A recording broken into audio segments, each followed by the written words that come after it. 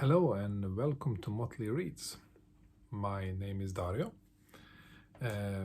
It's Monday evening here in Sweden. It's 10:30 in the evening, and look, it is pretty light outside. Beginning of June, it's still going to get lighter here. So this is, this beautiful Nordic light night. I really love it. Today I'm going to talk about a book. Here it is. Name of the book is Sarajevo, Marlboro. It's a book by a Croatian Bosnian writer, Miljenko Jergović. He lives in Croatia today, and he's born in Bosnia in 1966. This book is written in 1994 during the Bosnian War.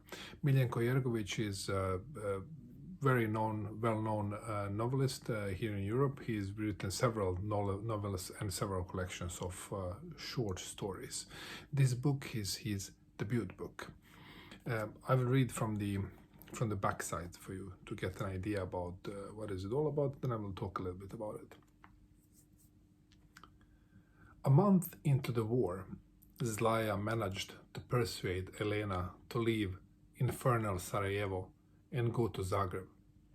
Yet he stayed behind, for he did not believe that all was lost. He still hoped to make a go of things, the sort of things that were possible only in Sarajevo. No other city, Zlaja felt, could sustain the fragile world inside his head. The fragile world of Zlaja's things underpins this shocking and bizarre collection of stories about life in a city under siege. Like Zlaja in Bosnian Hotpot, Miljenko Jergović is a child of Sarajevo who remained in the city throughout the long years of the war. A dazzling storyteller, he brings an ironic understanding of the city's tragedy and the fate of its young people, Muslims, Croats and Serbs, to unexpectedly offbeat scenes from the killing zone. The eponymous cigarettes, a cactus, a lovesick saxophone player, a burning library, Tito's Lego bricks symbolizing the former Yugoslavia, all take on a magical reality in a book whose humor is as subterranean as its other effects. Sarajevo Marlboro is a remarkable debut by a young writer who mixes Bosnian lowlife and knife-sharp political satire in the manner of Borges or Kundera to create his own version of a nightmare world. So this book is written 1994. I'm from Bosnia myself, like some of you already know. I escaped war in 1992, came to Sweden, and when I came to Sweden, I tried to look for books from everywhere I could read. I looked for books from former Yugoslavia, and I was also longing for the books, contemporary literature from former Yugoslavia, but nothing came.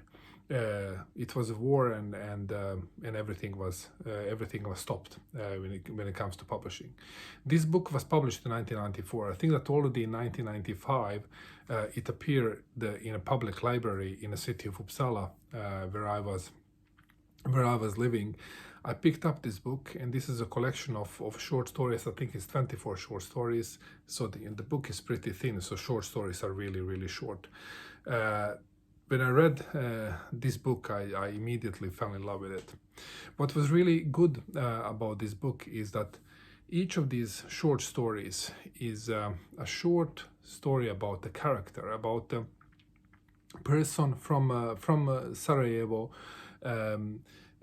somehow tied to the war, sometimes giving the background of the person throughout over the decades, background of the family, and then ending up in a war story. Sometimes it's just an episode from the war, but all these characters are typical characters that you find in Bosnian city life, that you find in any of the Bosnian cities. You recognize the characters, you recognize these nicknames and the ways the nicknames are given to the people.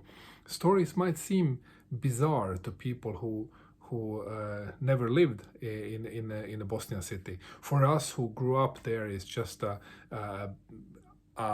palette of different types of characters that you typically meet in a Bosnian city.